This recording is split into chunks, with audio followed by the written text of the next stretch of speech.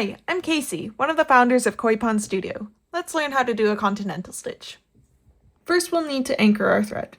I like using the waist knot method. So to do that, you'll take your threaded needle and then find the end of your thread and tie a knot in it. You can do a normal knot. I prefer to do a tailor's knot. So to do a tailor's knot, you'll lay your needle over the end of your thread, wrap your thread around your needle 2 or 3 times, pinching that thread that you've just wrapped. You'll pull your needle through, keeping it pinched, and then pull the thread. Then you should have a nice knot at the end of your thread.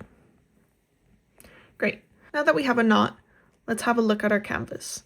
Typically, when you do the continental stitch, you'll start in the top right corner and work your way to the left. So to do our waist knot method, you'll want to insert your needle from front to back about a finger's distance away from your first stitch.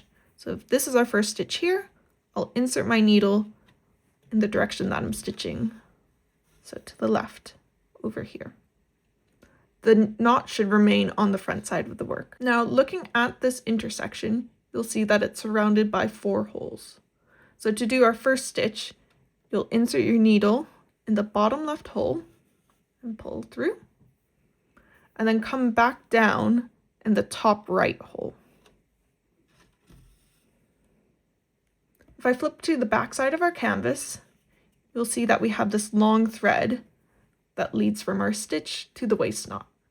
As we work our stitches, our thread will wrap around this long thread and that will anchor it to the canvas. So let's keep stitching. To do our next stitch, we'll move over to the left and do the same motion, coming up through the bottom left and back down through the top right. Up through the bottom left and back down through the top right. You'll notice that all of our stitches are diagonally pointing towards the right.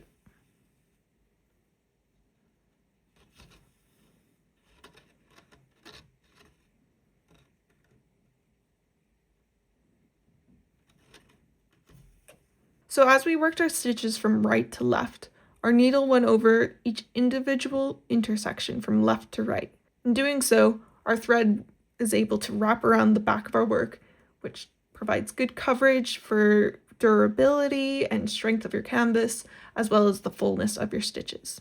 So if we flip our canvas around, you'll see that each intersection is fully covered, as well as that long tail that led to our waist knot, which now means it's anchored and we can cut it away. I like to cut it away by grabbing a hold of my snips, gently pulling on the knot, and being careful not to cut the canvas or any other stitches. And then you can carry on as before.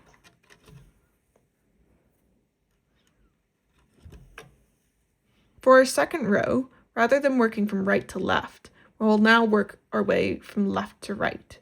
This means that we'll also wrap our stitches the opposite way as well. So we'll still use the top right and bottom left holes, but this time we're going to come up through the top right. We will share a hole from the previous row, and then come down through the bottom left. Up through the top right, and down through the bottom left. Up through the top right, down through the bottom left.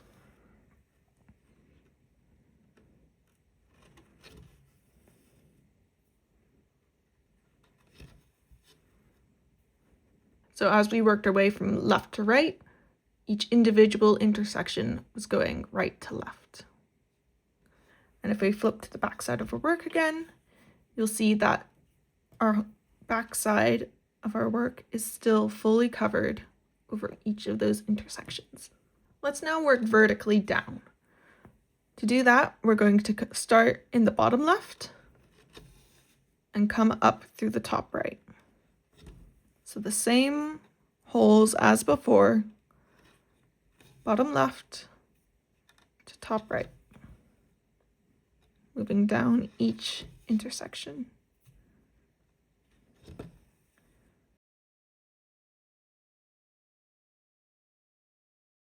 So as we worked our stitches from top to bottom, each individual intersection we went from bottom to top. So now as we work our way from bottom to top, we'll go top to bottom over each intersection. So starting at the top right and going down through the bottom left, up through the top right, down through the bottom left. Same two holes. You just have to pay attention to which order you come up and go down through.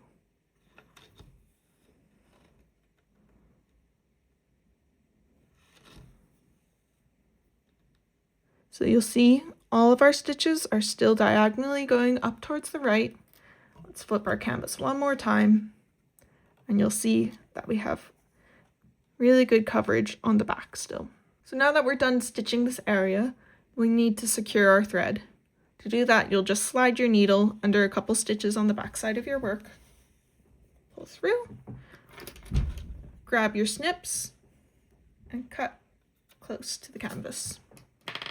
To start a new thread, rather than using the waist knot method again, you can now anchor your thread under existing stitches on the back side of your canvas, like so.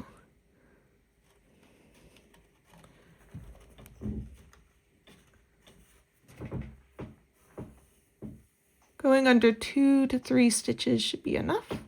And to make it extra secure, you can run your needle back through 1 stitch.